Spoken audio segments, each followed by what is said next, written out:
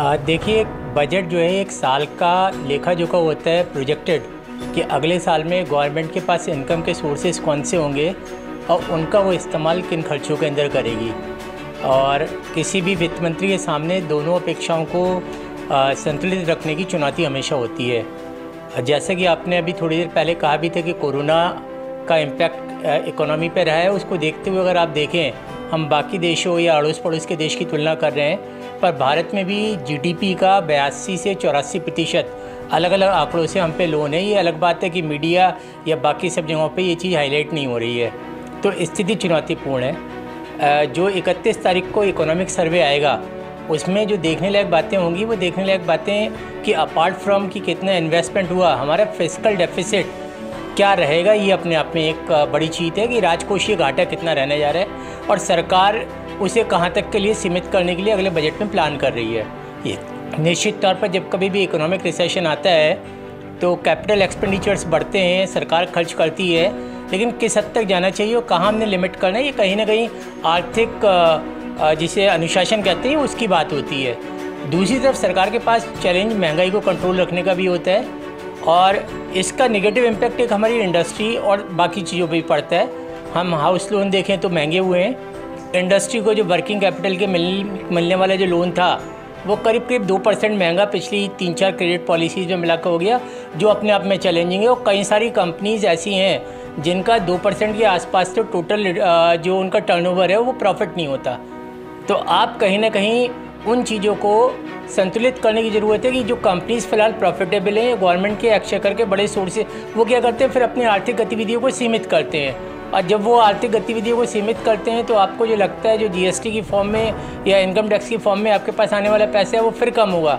फिर उस पैसे को आप लेने के लिए फिर और टैक्स को वापस बढ़ाएंगे या पीछे जाएंगे। ये अपने आप में एक विशेष सर्किल है जो अपने आप में क्रिएट होता है। सरकार ने पिछले दिनों में कृषि क्षेत्र में बहुत कुछ दिया है, बड़ी इंडस्ट्रीज़ को बहुत कुछ दिया है, लेकिन एमएसएमईज़ को देने की ज़रूरत है और आम आदमी को भी राहत, ख़ासतौर से उसको इनकम टैक्स में। अरुण जेटली जी जब पहले इस एनडीए गवर्नमेंट 1 थी, वो इसके पहले थे, तब कुछ बजट के अंदर 50,000 का स्लैब बढ़ाया गया था। तब से लेकर अब तक कोई स्लैब में बढ़ोतरी नहीं हुई है। उस आम आदमी को भी राहत देने की ज़रूरत है और उसके भी खर्चों को हमें समझने की ज़रूरत है। कहीं ना कहीं हम मिडिल क्लास को विभिन्न कारणों से इग्नोर करके रह गए हैं। वो शायद सबसे बड़ा महंगाई का इम्पैक्ट, चाहे इलाज से लेकर पढ़ाई तक का खर्चा हो, उसके सपने शायद थोड़े से बड़े होते हैं, क्योंकि वो लिटरेट क्लास भी आपकी ज़्यादातर इंजीनियर से लेकर जो पढ़ लिख कर जो नवीवा निकल रहे हैं या जो 40-50 की एज के आसपास के हैं, वो सरकार से फ्रीबीज की ना उम्मीद करते हैं, ना मांगने जा सकते हैं और ना सरकार उनकी सुनने जा रही है। इमीडिएटली क्रिटिसिज्म स्टार्ट हो जाएगा। जो लोअर तबका है वो अपनी आवाज़ भी उठा सकता है और उसकी आवाज़ को सरकार शायद उसकी मांग से पहले उसको पूरा कर देती है। कृषि कानूनों को वापस लेना कहीं ना कहीं एक उसका एग्जाम्पल है। तो कहीं ना कहीं जो पिसने वाली आपकी मिडिल क्लास है, मैं चाहता हूँ उसकी ओर अगर आप फोकस करेंगे तो सरकार का जो सबका साथ सबका विकास का नारा है वो शायद वो बहुत बड़े इंडस्ट्रीज को देख रही है, उस पर टिप्पणी करने की आवश्यकता नहीं है।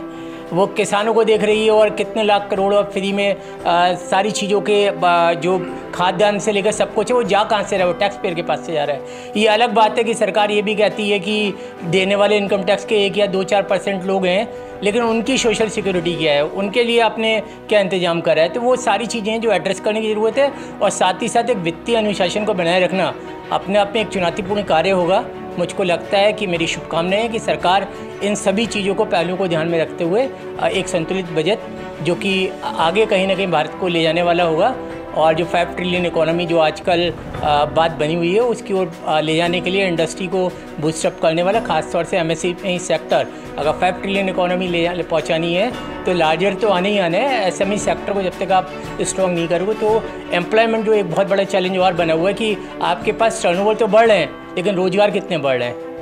रोज़गार बढ़ेंगे तभी आपके पैसे का सर्कुलेशन, जो अभी कुछ दिन कहीं पे पेपर में आता है 40% कंसंट्रेशन है, कुछ कंट्रीज़ में 50% कंसंट्रेशन है।